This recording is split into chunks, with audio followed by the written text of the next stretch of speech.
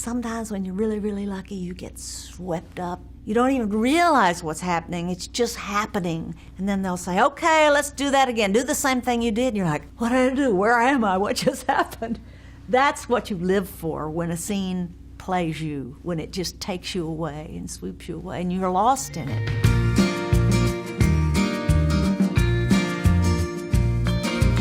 It was an interesting thing because I worked with Terrence Malick. You know, he would be asking me questions about, what do you think Holly would do in this situation? What do you think Holly would do in that situation? And we were getting to know each other, and each time I got a new draft of the script, there would be more things in it that were like me. Holly Sargis, strawberry blonde hair, twirls a baton, and I told Terry that I knew how to twirl at the time. And so we went down to Hollywood Boulevard to some music store and got a baton. I did my high school routine. Little did I realize that what began in the alleys and back ways of this quiet town would end in the Badlands of Montana. I really didn't do much preparation for Badlands because I kind of was young and impressionable and pretty much unformed, and I was from Texas and she was from Texas. But that was the film where I understood that film could be art. What's your name? I said mine. Holly? Well, listen, Holly. You, I don't know, want to take a walk with me? I remember the day we were going to meet Martin Sheen. Terry said to me, you know, he's really too old for this, but his agent has been so nice. We're gonna meet with him today, but you know, he's too old for the part. But when Martin came in, he just was Kit Carruthers, and it affected my Holly. It affected my character, and I learned a great deal about acting from Martin Sheen. You know, I think because I hadn't really worked very much before that, I didn't know what the rules were. I didn't know how to prepare for a character. I was just twirling and wearing my short shorts. But it was a real turning point for me because I understood after that how important the director is. It was kind of a yardstick that I went by. I thought, okay, if I never make another film, this has been enough, because it was such a powerful experience. I loved my character in The Straight Story. She kind of broke my heart because she was just such a pure heart, you know, just a pure soul. False teeth, short hair, and a stutter. I just adored her. I had prosthetic teeth. It would change my tongue position. It would remind me to stutter. I built birdhouses for bluebirds. Oh, that's nice. Yeah, it's Pete. Pete sells it's birdhouses at the Ace Hardware. She wanted me to go walking around this little town of Lawrence, Iowa, where we were shooting, and I said, sure, let's go. I told her, I said, I'm gonna repeat everything you say. I'm not making fun. I just need to get the way you talk. And I'm gonna do a really bad job for a long time, so you just be patient with me. And she was. And oh man, it was great. We walked all over town, and I met it. She introduced me to everybody, and I was starting to get her rhythm. And David Lynch, who directed it, said to me, you tell me when you got the accent, and then we're going to send her away. She's got a life. She needs to go. And I said, okay, I think I got it.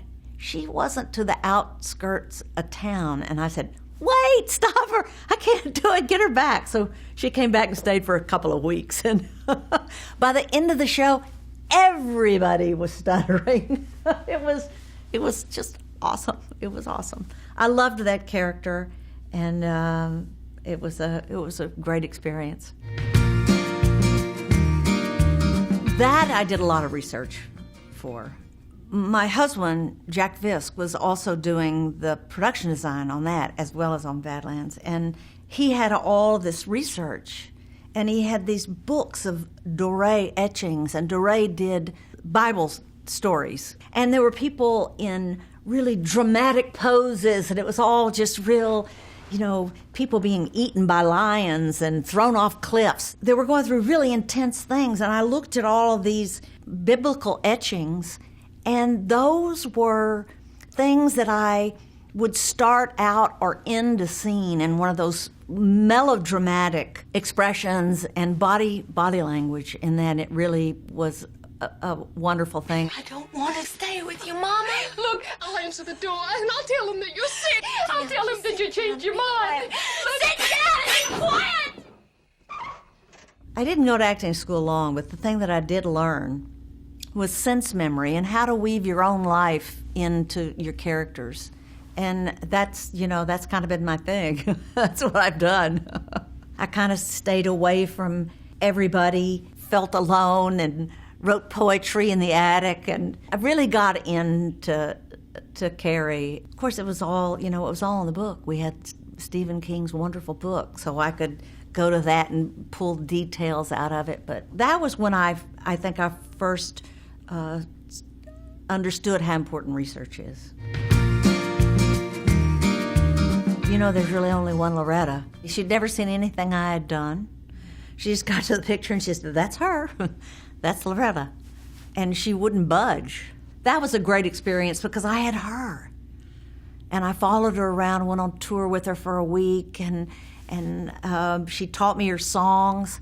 We put the lyrics to her songs on the lampshades. We would paperclip them to the lampshades and go with our guitar from one lampshade to another, reading the music, learning those songs. Loretta. Get your hands off. Leave him alone. Leave him alone, Donald Ray.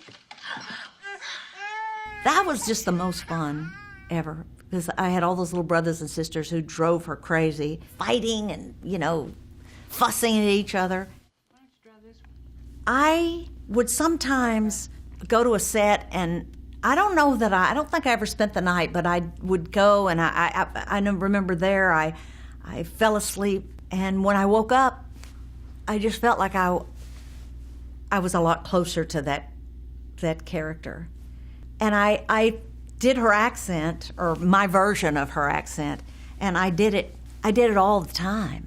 Never got out of it. So all the crew members thought that they thought that when Loretta came to set, they were like, "Wow, she sounds just like you, Sissy." It's really the other way around. I can't do it so well now. The saddest thing about Coal Miner's Daughter is that I had to stop being her. For 2 months, I had a band, I had a bus, I had all these great dresses, all these kids, crazy husband. Hey, Loretta, I was just fixing to come see you. Was you gonna bring your girlfriend with you? Oh, hell, I don't mean nothing. She just flagged me down. I got something to tell you, girl. Her daddy was played by Levon Helm, one of the great, great musicians. He'd never acted before, and he was unbelievable. It was just, he was stunning. Loretta's mother was played by a woman named Phyllis Boyens, who was a mountain singer, who was just incredible. And it was so much easier to work. They were so authentic. I just had to figure out a way to fit in. And that's not too far from whence I came. Anyways, I hated giving up that character so much. That was hard, and that was the saddest thing. I made myself stop doing her accent. I was so funny. I had her sense of humor, and that was the hardest thing about the whole thing. Oh, that and showing the film to her fan club. I didn't worry about Loretta, because she'd helped me all the way through, but her fan club, oh, I was scared. When you're playing someone like Loretta, who's so well known and so loved, that can be terrifying, except that I had her to say, "You can do it, Sissy." The character I play was the wife of a young journalist, and they lived in Chile. And during the coup, her husband was taken to a stadium where many people were taken and many people were murdered, and he was one of those people. And then she was left alone in this city during this upheaval, and they never gave up. And her mother-in-law and her father-in-law, Jack Lemmon played her father-in-law. It was incredible working with him. And like 30 years later, they finally got their man, and that was really, it was exciting to be a part of something as real as that. I mean, he could have done it to embarrass the government, to make it look like they're arresting Americans. They are arresting Americans. Warren, Or don't David Warren, Holloway excuse and me. Frank Tarugi count? Mrs. Warman, of course they count. With Loretta, I worked on getting her voice right, learning her songs. Even though Joyce was a real person, nobody knew what she looked like or who she was. So I had freedom to just create a character. The main thing was, for me, was just trying to illuminate the scenes and what was going on, because it was easier in some respects, but harder in others because it was real. My character was a woman who taught in a school, and she taught music. In order to lead all these magnificent young singers in Gregorian chants, I had to learn the Gregorian chants. And so that was just like so wonderful. And that kind of pulled me into it. I had to lose my Southern accent, which was really difficult. I wish you hadn't put up that monstrosity. We're just going to have to take it apart when they leave. What, the swing? The swing. Ruth, he's a kid. What do you expect? Happy birthday? Here's a box. Drag it around for a while. He's a kid. He's like me. He wants it now. Tom is an English actor, theatrically trained. He could just blow me out of the room if he wanted to, because he was just so brilliant. We were all there for the right reasons. We were all there because we were obsessed with this beautiful script. And I learned so much from Todd Field. We had no money, so we couldn't do a lot of the things he wanted to do. So when he would do a scene, when we exited the frame, he would just hold the camera and let it run out for a little while, maybe on a window with a shear blowing, maybe, just a quiet room. And then he was able to use those to establish just this quiet that was their lives after they lost their son. That was just a wonderful film to be a part of. Wonderful film to be a part of. Yeah, Maddie Darrow was kind of a sad, lonesome character, She'd kind of had a lot of loss in her life. First of all, of course, her sister, and then... You want to know why I have your sister's picture on my wall? I'm not stupid, Felix. So I take that back. How long was it going on? She was already married when I met you. Were you just making up to me to get to her? This guy still disses her after all those years, so I try not to think of her that much. She's sad. I loved working on that project, and of course Jessica Chastain and Emma Stone and, oh my God, Viola Davis, Octavia Spencer. I loved doing that role. Okay. Whoa, Mrs. Walters. Whoa. Here, let me help you take that off. It's 98 degrees out there. Oh, is it? Yes, ma'am. Well, let's put my coat on then. Come on, man. All right. Here's your pocket. Thank you. Okay. When he sent me this script, I read it and I was like, well, I kept waiting for Mrs. Walters to do something and nothing ever happened. And so I thought, oh, she must be in the book. I'll read the book. So I read the book and I'm like, she's not much in the book. And he said, we're just gonna vamp. You can do what you want. I want you to be funny. I was like, oh yeah, I've heard this one before. It's not written in the script. We're just gonna vamp. I came back with a pie I had baked to say I'm sorry. I watched her eat. Well, he didn't lie. We did it. It was fun, and I loved Mrs. Walters, and I decided that I should be more like her. I played Jewel, and I got to work with another really wonderful director named David Lowery. I had loved Ain't Them Bodies Saints. He was just different, talented, and fabulous guy. He's going to be around for a long time. So when this project came up, it was still in its infancy, and David is such a collaborator. He shared scripts with me, you know, drafts of the script, and we talked about Jewel. I got to be a part of the evolution and the birth of Jewel. Hey, excuse me. Need some help? No, I'm good. Let me take a look. You know anything about cars? No, not really. One of the things I loved about the way David built our scenes is they unfolded, and you get to watch in real time them flirting with each other and falling for each other and then trying to make it work. I was excited to work with Bob. I met him once when I was a teenager, and I remembered it my whole life. I still remember it, but he doesn't, of course, because he was a big star and I was nobody.